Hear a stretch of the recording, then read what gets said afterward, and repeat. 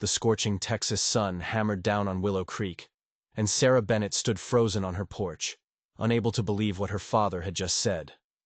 The year was 1872, and in one breath, her entire world had shattered into pieces she couldn't even begin to pick up. "You cannot be serious, Father," she whispered, her voice barely cutting through the distant sounds of hammering from the new railroad construction. Her blue eyes were wide, disbelieving, desperate for him to laugh and tell her this was some cruel joke. But Jacob Bennett's weathered face remained stone cold. "I've made my decision, Sarah. The trading agreement with Chief Running Bear is essential for our survival." "But to offer me, as part of a trade?" Sarah's voice cracked like a dry branch underfoot. Her father sighed, adjusting his string tie. "It's a marriage alliance, not a trade. After 3 failed harvests and with the railroad company threatening our water rights, this partnership with the Comanche is our only hope." He placed a calloused hand on her shoulder, but she felt nothing but the weight of betrayal pressing down. Their hunting grounds stretch beyond the drought areas. They have access to game and resources we desperately need. Sarah pulled away, her cotton dress swishing around her ankles. At 20 years old, she'd always imagined marriage would come eventually, but not like this. Not to a stranger from a people settlers had been fighting for years. "What about Thomas?" she asked weakly, thinking of the shopkeeper's son who'd been courting her without much enthusiasm on either of their parts. "Thomas can't save this settlement," Jacob replied firmly. "Besides, Running Bear's son, Swift Arrow, is their future chief. This union will protect our people for generations." Sarah turned away, blinking back tears that burned hotter than the sun. "When? 3 days from now. The ceremony will be at the border of our lands. 3 days, 72 hours until she became property in all but name." Inside their modest cabin, Sarah sat at the edge of her bed, fingers tracing the patchwork quilt her mother had made before fever took her and Sarah's brothers. The weight of responsibility crushed her shoulders. 40 families depended on her father's leadership, and now, apparently, on her sacrifice. Martha Wilson, the midwife who'd helped raise Sarah, entered with a steaming cup of tea. "Your father told me," she said gently, sitting beside her. "I know it seems impossible now, child." "How can I marry someone I've never met?" Sarah's voice trembled. "Someone whose people have been at war with ours? They'll expect things from me. Wifely duties." Martha placed a comforting arm around her. "The Comanche have different customs, yes, but they're people with hearts just like ours. Running Bear has kept peace with our settlement when others would not. His son was educated by missionaries for a time. He speaks English. That hardly matters when I'm being handed over like cattle." "Not cattle," Martha corrected. "An ambassador. Sometimes women must be stronger than men could ever be." She paused. "My grandmother was taken by the Cherokee as a girl. She eventually became the heart of her husband's family. Respected and loved. But could respect grow from such soil?" Sarah stared out the window at the vast, untamed territory belonging to the Comanche and wondered if she'd ever see her father again. That night, after her father slept, Sarah lit a small candle and retrieved a book from the settlement's tiny library. A missionary's account of living among native tribes. If she was to survive, knowledge would be her weapon. What she didn't know was that 50 miles away, a young Comanche warrior named Swift Arrow was equally furious about his father's arrangement. "I will not take a white woman as my wife," he declared in his native tongue, pacing before his father's fire. "Our people have suffered too much at their hands." Chief Running Bear watched his son with patient eyes. "The settlers of Willow Creek have kept their boundaries. Their leader, Bennett, has dealt honestly with us. His daughter will bring new strength to our bloodline." "I have no interest in pale, weak women who cannot ride or hunt," Swift Arrow replied defiantly. His father's expression hardened. "You speak like a boy, not the future leader of our people. Sometimes the greatest battles are won through alliances, not arrows." Swift Arrow stormed from the tepee, his heart rebellious against a fate he couldn't control. Little did he know that the pale woman he so readily dismissed was at that very moment arming herself with understanding of his people, determined to forge her own path. Neither of them could have predicted what would happen when their worlds collided. The day of the ceremony arrived with an unseasonable chill. Sarah sat stoically as Martha helped her dress in her finest, a pale blue dress with delicate lace trim that had belonged to her mother.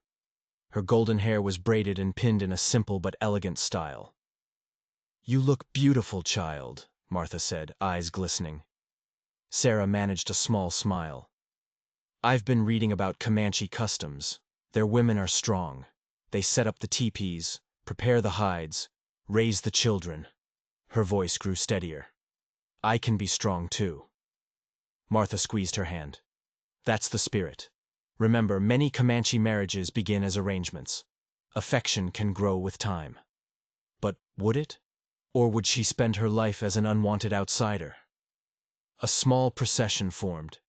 Sarah, her father, and several settlement elders loaded into wagons and traveled for 2 hours across drought-stricken plains until they reached the meeting point, a flat expanse near cottonwood trees beside a narrow stream.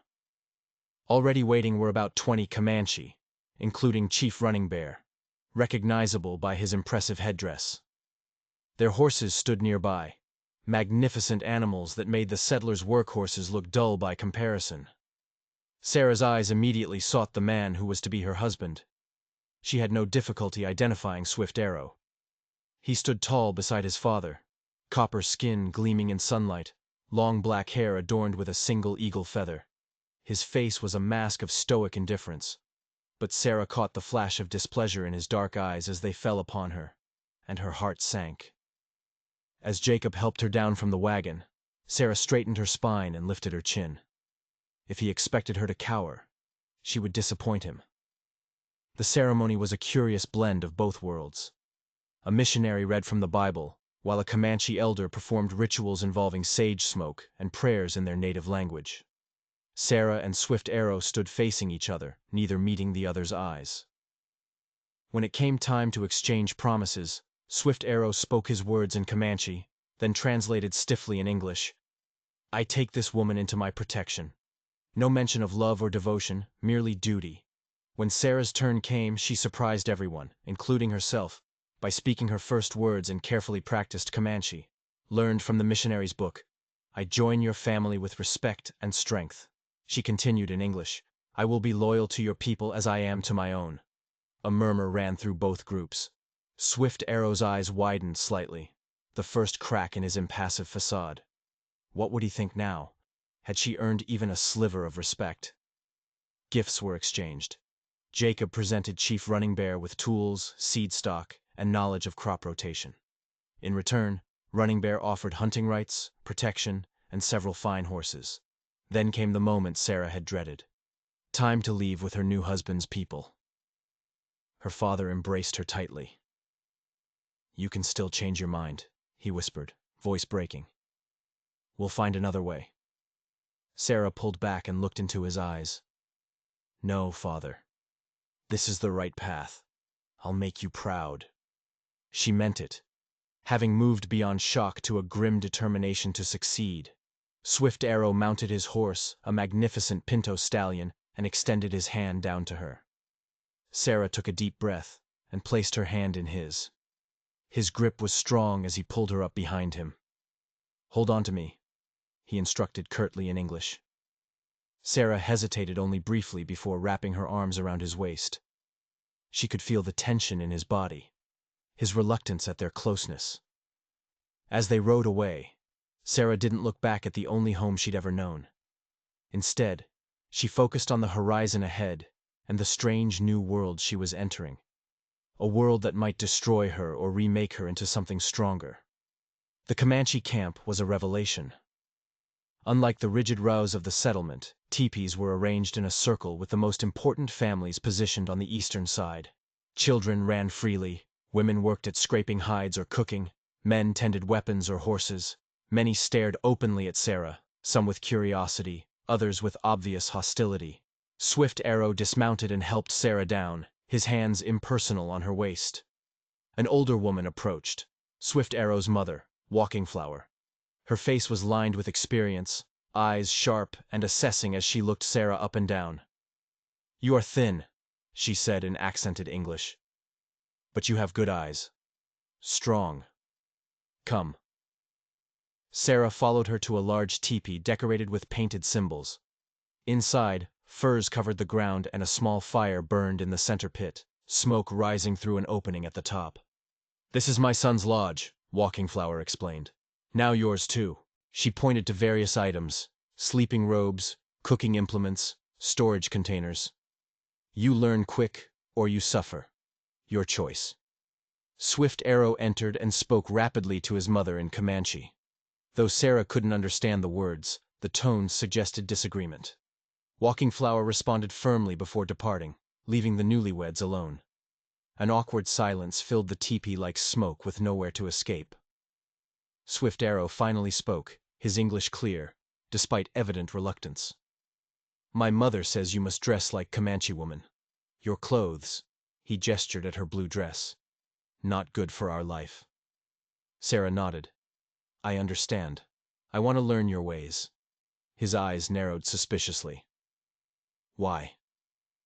You are prisoner here.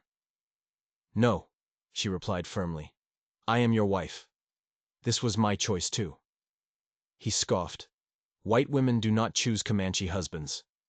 Perhaps I'm different from what you expect, Sarah challenged, meeting his gaze directly.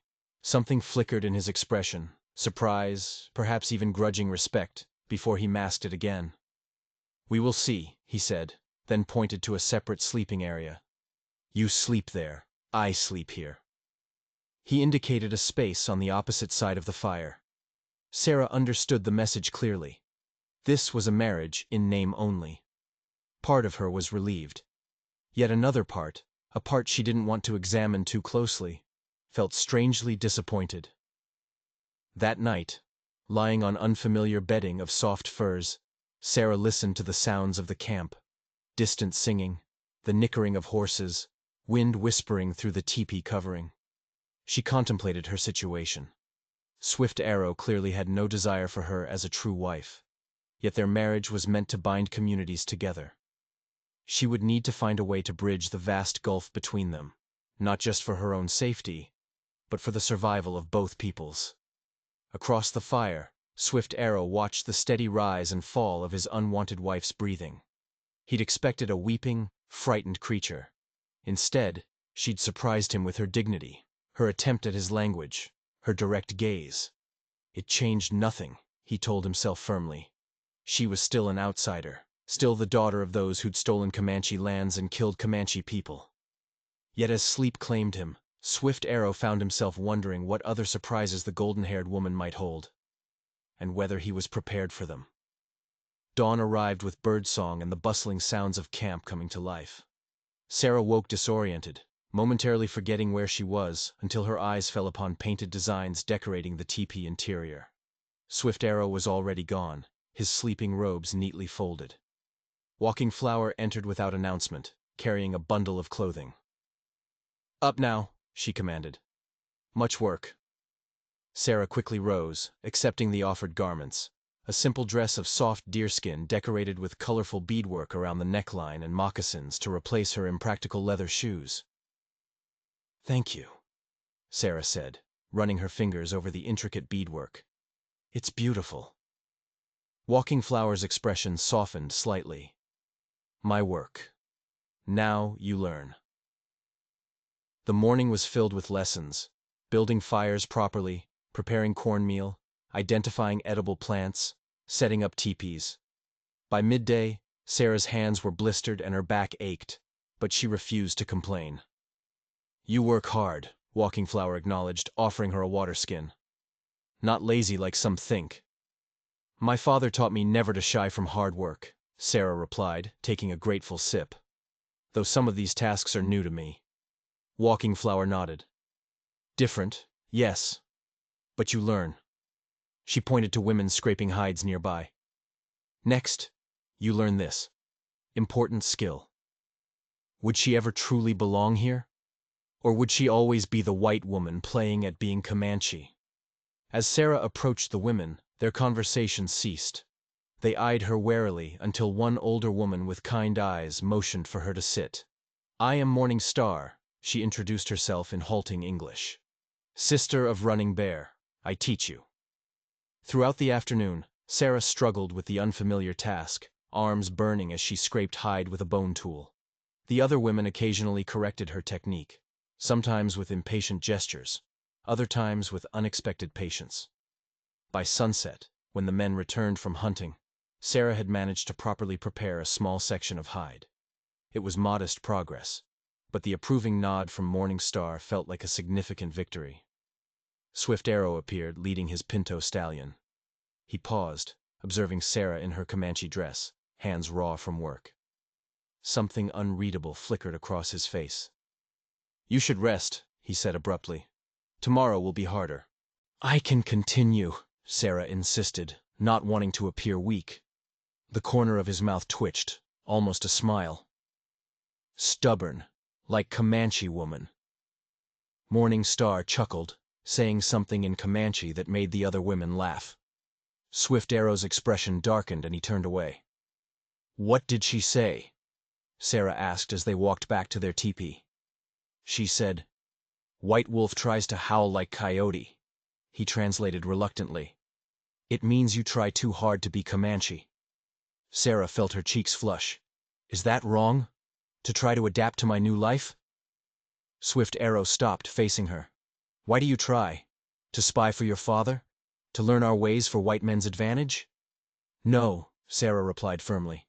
"I try because this is my home now. Because the survival of both our peoples depends on this alliance working." He studied her face intently, searching for deception. "Words are easy." "Then judge me by my actions," she challenged. "I'm not asking you to love me, or even like me. But we could at least respect each other." Swift Arrow said nothing. But that night he brought her a salve for her blistered hands, showing her how to apply it with a gentleness that surprised her. And Sarah wondered if perhaps, just perhaps, she was beginning to reach him. Days turned into weeks. Sarah's skin darkened under the Texas sun. Her hands grew calloused, muscles strengthened from daily work. She began learning Comanche words and phrases, committing each one to memory and practicing when alone. The women gradually accepted her presence, especially after she used herbal remedies from Martha's teachings to help a child suffering from fever. Walking Flower began teaching her the meanings behind beadwork patterns and the stories woven into designs.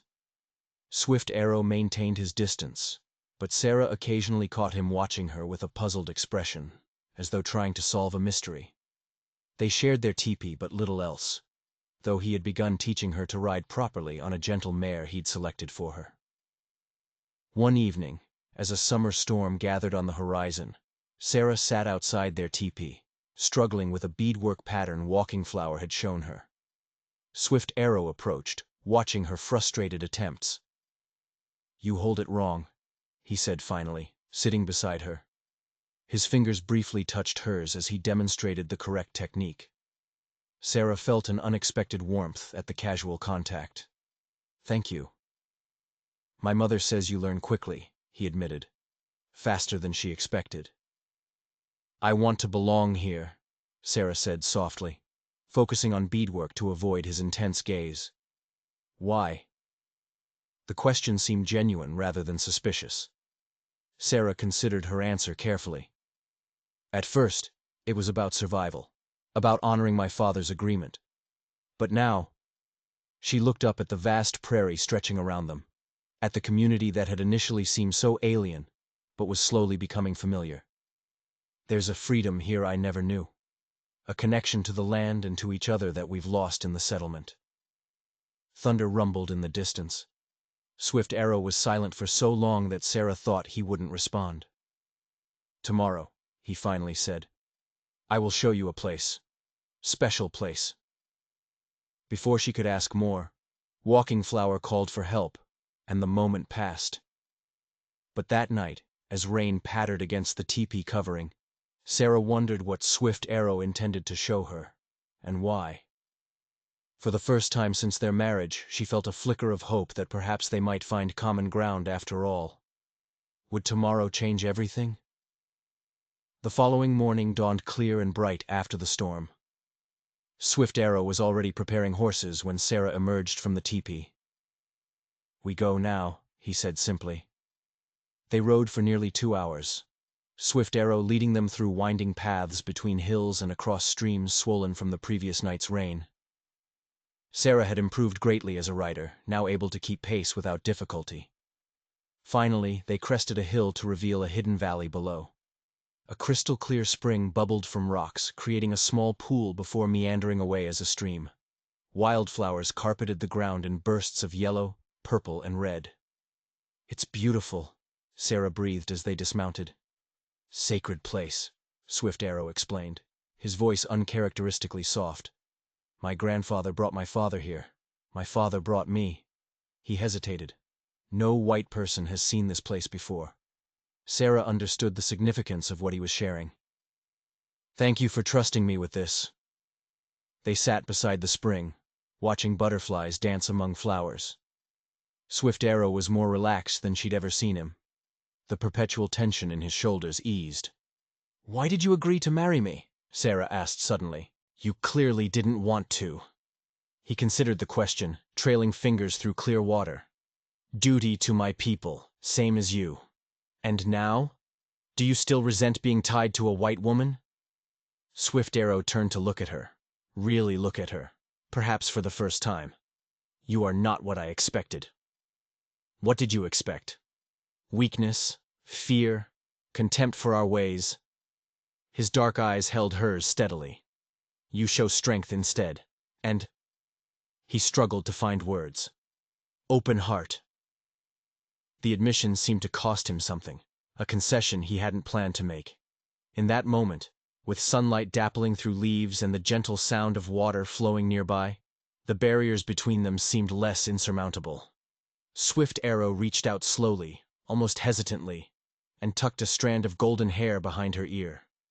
The simple gesture sent a shiver through Sarah that had nothing to do with fear. "We should return," he said, pulling his hand back. "Storm coming again." Sure enough, dark clouds were gathering on the horizon. They mounted their horses and rode back toward camp. A comfortable silence between them that felt like the beginning of something new. Something neither had anticipated, but both were beginning to want. That night, as another storm raged outside, Swift Arrow didn't retreat to his separate sleeping area, but instead sat beside Sarah near the fire. He began telling her stories of the Comanche people, their history, beliefs, answering her questions with increasing openness. "My people are called Numunu," he explained. "It means, the people. What you call Comanche is not our word." Sarah listened intently, absorbing everything he shared. In turn, she told him about her life in the settlement, about losing her mother and brothers to fever, about her father's dreams for their community. As the night deepened, their conversation grew more personal, more honest.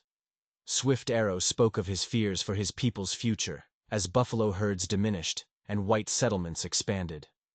Sarah shared her own uncertainties about living between two worlds. "Perhaps," she ventured, "that's why we were brought together, to find a way forward that honors both paths." Swift Arrow's hand found hers in the firelight. "Perhaps," he agreed softly. When they finally slept that night, it was side by side. Not as strangers forced together by circumstance, but as two people beginning to forge a bond of their own choosing. And for the first time since the wedding, Sarah felt truly at peace. The seasons changed. Summer heat gave way to autumn's cooler embrace. Cottonwood leaves turned golden, matching Sarah's hair, which she now wore in the Comanche style, often with a single feather woven into her braid, a gift from Swift Arrow. Their relationship had transformed gradually, like a seedling pushing through resistant soil toward the sun. What had begun as duty evolved into respect, then friendship, and finally something deeper that neither had anticipated. On a crisp October morning, Sarah rode beside Swift Arrow toward Willow Creek for their first visit since the marriage ceremony. Her stomach fluttered with nerves at the prospect of seeing her father again, of returning to the settlement as a changed woman. "You are quiet," Swift Arrow observed, guiding his horse alongside hers. I'm wondering how they'll see me now, Sarah admitted. I'm not the same person who left. Swift Arrow studied her profile, his expression softened by affection. You are stronger, wiser, and happier, she added softly, meeting his eyes. His smile, once so rare, now came easily. As am I. They rode with a small group, including Chief Running Bear and Walking Flower. As they approached Willow Creek, Sarah was struck by how small the settlement looked after months in the open vastness of the prairie. The once familiar buildings seemed confined, restrictive. Jacob Bennet was waiting at the edge of town, his face lighting up at the sight of his daughter. Sarah dismounted and rushed into his embrace. You look well, he said, holding her at arm's length to examine her. His eyes took in her Comanche dress, the new confidence in her bearing.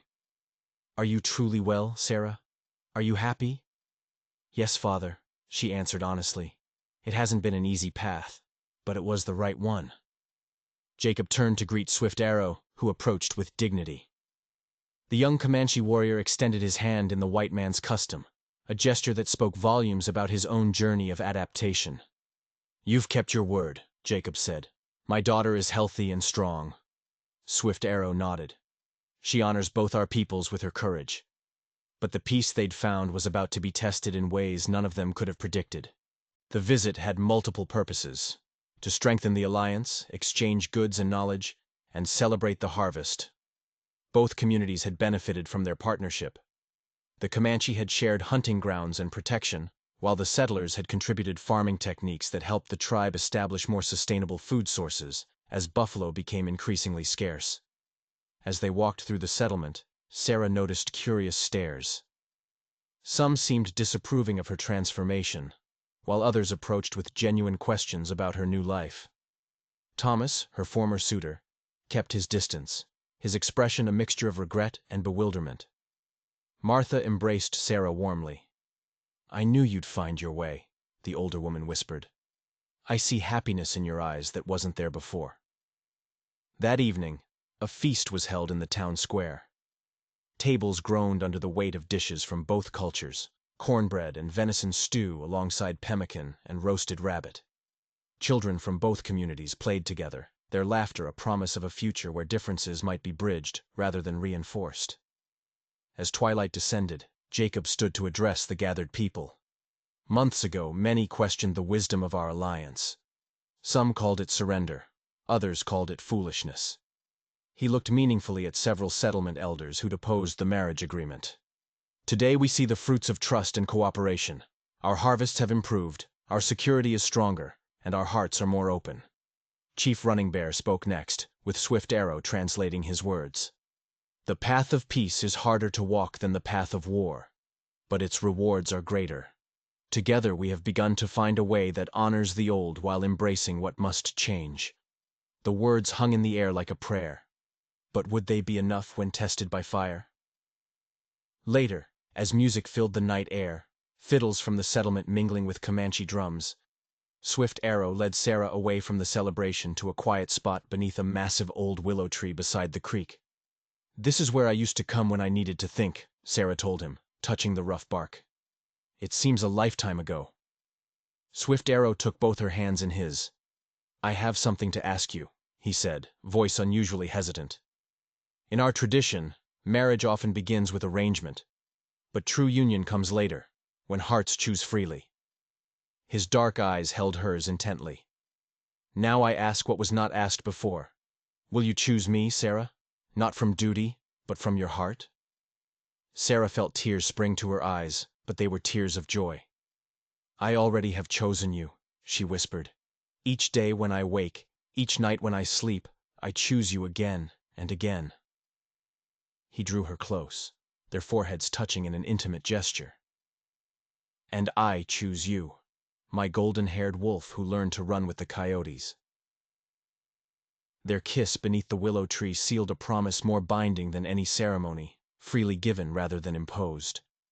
The following morning, as they prepared to return to the Comanche camp, Jacob took his daughter aside. You truly love him, he said, a statement rather than a question. Yes, Sarah replied simply. He's a good man, father. Different from what we expected, but good and honorable. Jacob nodded, eyes misty. When I arranged this marriage, I hoped for peace between our peoples. I never dared hope for your happiness as well. He pressed something into her hand, her mother's silver locket. She would be proud of the woman you've become. As their party rode away from Willow Creek, Sarah felt no sadness, only a sense of completion. She wasn't leaving home behind but carrying it within her as she moved toward the future. But the future held challenges neither she nor Swift Arrow could have imagined. Winter arrived with bitter winds and occasional snow. The Comanche moved their camp to a more sheltered location, where game was more plentiful and teepees could be positioned to break the worst of the weather. One evening, as a blizzard howled outside, Sarah sat beside Swift Arrow in their teepee, working on a cradle board adorned with protective symbols. It must be perfect, she insisted, carefully attaching a tiny medicine pouch filled with sacred herbs that Walking Flower had helped her prepare. Swift Arrow watched her with tender amusement. Our child will be strong like its mother. Sarah placed a hand over her still flat stomach where new life was growing. A child of both worlds. And wise like its father, she added. This little one will face challenges, Swift Arrow acknowledged, placing his hand over hers. Neither fully Comanche nor fully white. But fully loved, Sarah added firmly. And perhaps this child will help build bridges where we've only begun to lay foundations. Swift Arrow nodded thoughtfully. My father believes your coming to us was part of a greater design, that the Creator sent you to help our people find a new path forward as the old ways become harder to maintain. Perhaps, Sarah said. Or perhaps we simply found each other when both our peoples needed hope.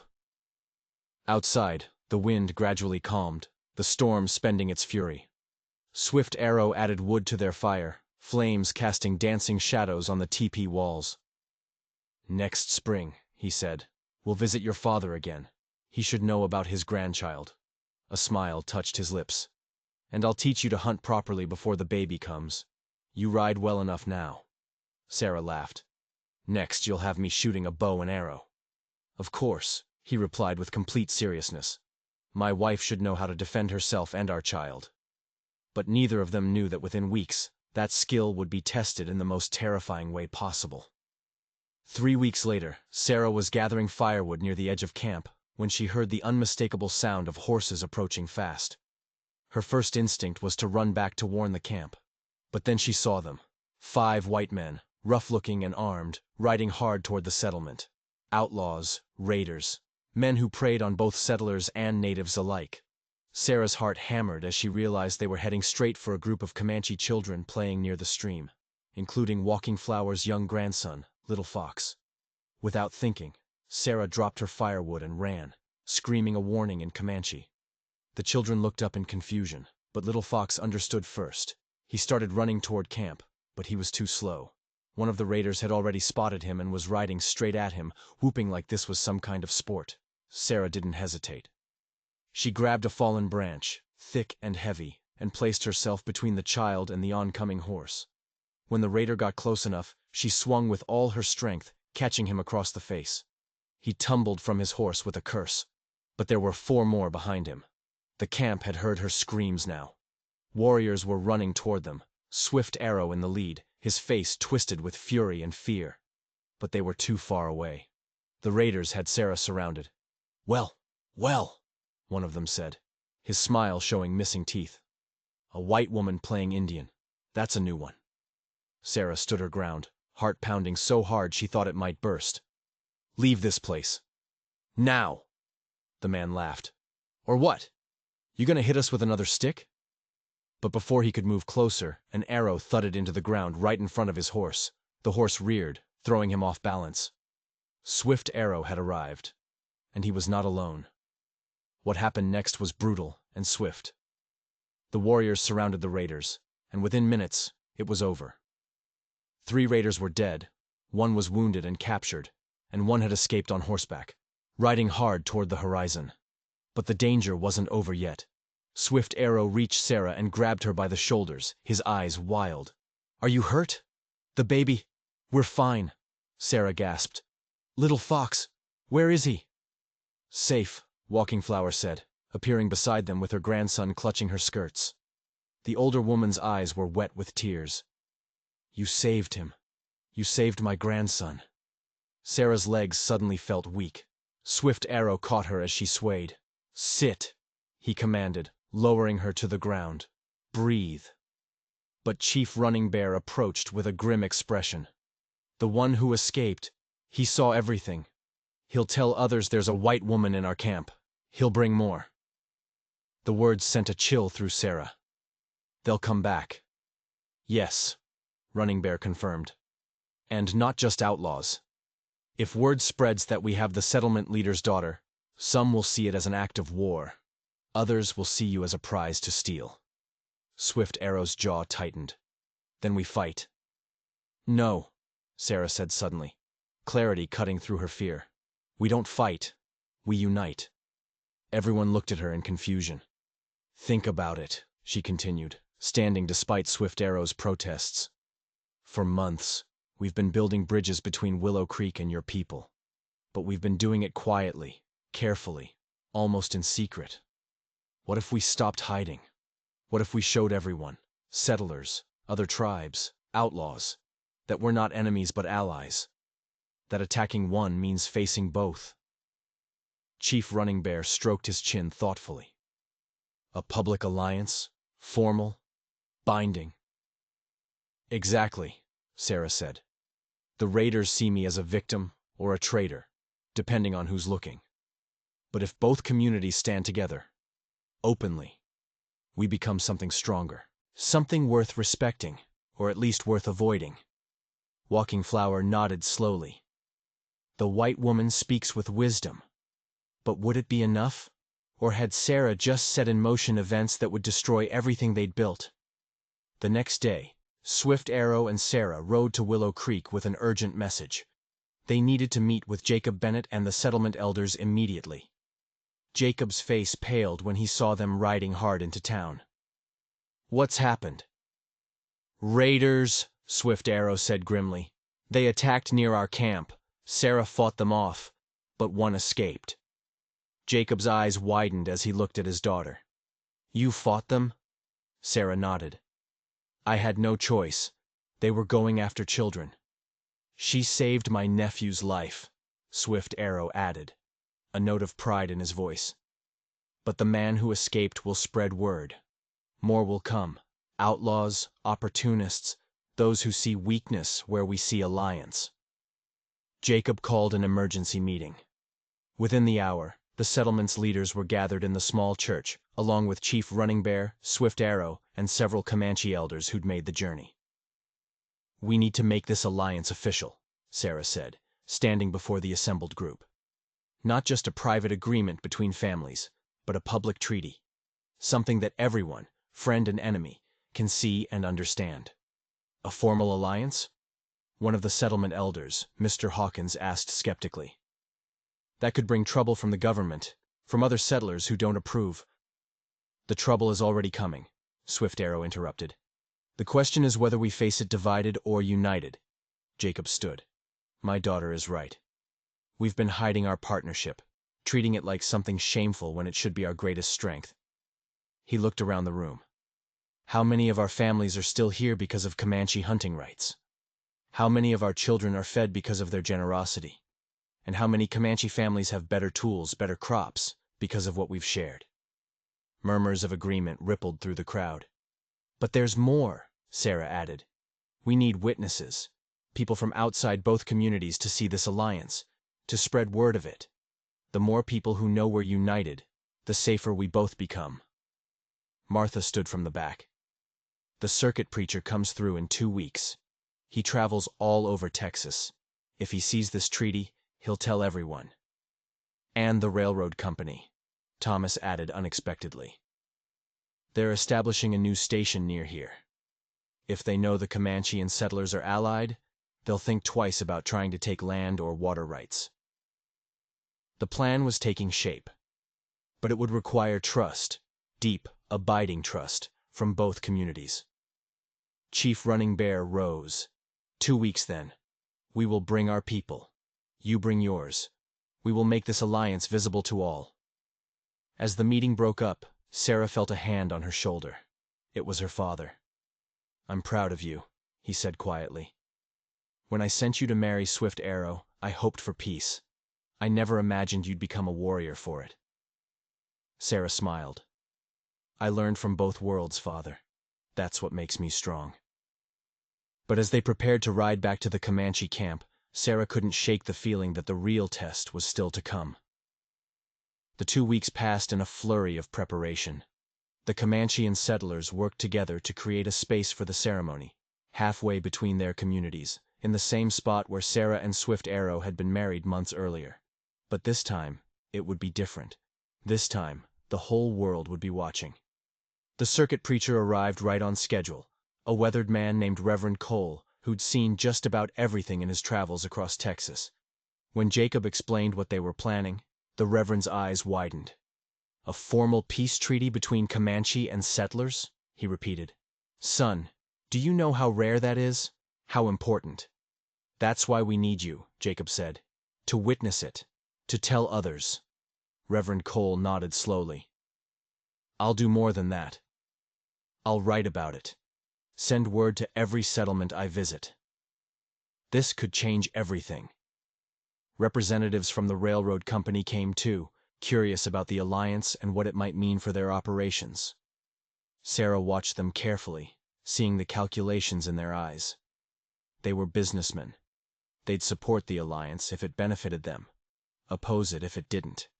She'd have to make sure they saw the benefits. The day of the ceremony arrived sunny and clear. Both communities gathered, nearly 200 people in total. Settlers stood on one side, Comanche on the other, eyeing each other with a mixture of curiosity and lingering suspicion. Sarah stood between them, literally and figuratively, with Swift Arrow beside her. "Are you ready?" he asked quietly. "Ready to change everything?" Sarah smiled. "Absolutely." Jacob and Chief Running Bear stepped forward together. Jacob held a written document, the treaty, penned carefully in both English and Comanche symbols that Swift Arrow had helped translate. "Today," Jacob began, his voice carrying across the gathering, "we formalize what our hearts have already accepted, that we are stronger together than apart, that the bonds of family we created through marriage extend to all our people." Chief Running Bear spoke next, with Swift Arrow translating. "For too long we have seen each other as enemies, but enemies do not hunt together. Enemies do not share harvests. Enemies do not protect each other's children." A murmur of agreement rippled through both crowds. "This treaty," Running Bear continued, holding up the document, "declares that the people and the settlers of Willow Creek are allies. An attack on one is an attack on both. Resources will be shared fairly. Disputes will be settled through counsel, not violence. And our children," he gestured to where Comanche and settler children were already playing together, "will grow up knowing peace, not war." Both leaders signed the document. Then, in a gesture that brought tears to many eyes, they embraced, a visible symbol of unity. Reverend Cole stepped forward to bless the alliance. The railroad representatives approached to add their names as witnesses, clearly seeing the advantage of having both groups as cooperative partners rather than adversaries. But then, just as Sarah began to relax, thinking the hardest part was over, she heard the sound that made her blood run cold. Horses, many horses, coming fast. Everyone turned to see at least 30 armed men riding toward them from the west, led by the raider who'd escaped weeks earlier. They'd brought reinforcements, outlaws, troublemakers, men who profited from conflict and chaos. "Well, isn't this touching?" the lead raider called out, reining in his horse at the edge of the gathering. "Indians and settlers playing nice. Wonder how long that'll last when we start burning your settlement and stealing your horses." Sarah's hand instinctively went to her stomach, protecting the life growing there. Swift Arrow stepped in front of her, his hand on his knife. But Jacob raised a hand. "You're outnumbered," he said calmly. "Look around. You see 200 people here. Families, warriors, settlers who know how to shoot. Do you really think your 30 can take us all?"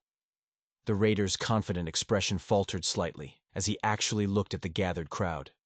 Sarah could see him calculating, realizing that this wasn't the divided, vulnerable community he'd expected. Besides, Chief Running Bear added, speaking in English for the first time in public. These witnesses, he gestured to Reverend Cole and the railroad men, will tell everyone what happened here today. If you attack, you'll be hunted by both our peoples, and everyone in Texas will know your faces. The raiders shifted uncomfortably in their saddles. This wasn't the easy target they'd anticipated. The lead raider spat on the ground. "This ain't over," he threatened, but he was already turning his horse. "Yes, it is," Sarah called out, surprising herself with the strength in her voice. "Your power came from keeping us divided, but we're not divided anymore. We're family, and family protects each other." The raiders rode away, and a cheer went up from the gathered crowd. Comanche war cries mixing with settler shouts of victory.